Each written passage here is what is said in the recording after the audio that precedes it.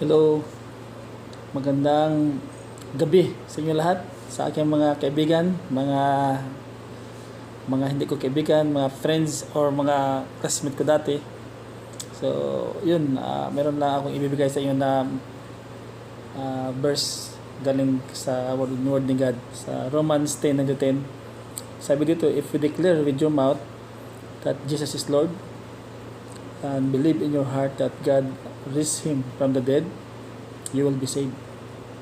For it is with your heart that you believe and are justified, and it is with your mouth that you profess your faith and are saved. So, mahalaga po yun. Huwag niyong kalimutan yung declarations sa atin na if you confess, if you believe that there is the assurance of salvations na binibigay sa atin ng Panginoong Jesus. If you believe Christ, yung namatay siya, He died and for our sin.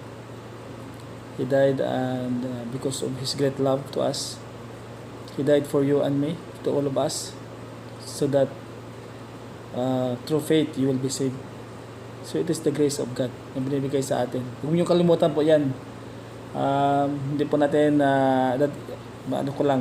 nishishare ko lang sa inyo kasi kung mayroon pang naghahanap or gustong ma-encourage sa araw ngayon, kung may mga kaibigan akong gustong magkaroon ng nagkaroon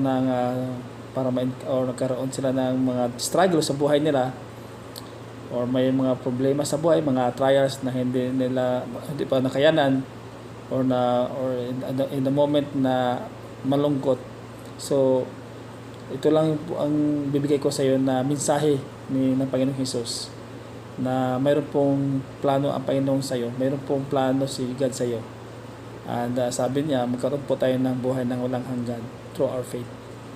Now when we believe Christ that He is, and we believe that He is your Lord and Savior, and you believe that you confess in your mouth that He died for you, and He died for our sins. He died because He rose from the dead,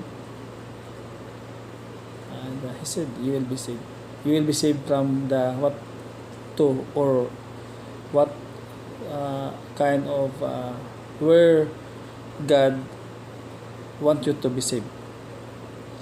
So God wants you to be saved from His wrath, because if you do not believe Him, the wrath of God is coming to you. Is coming to those who do not believe.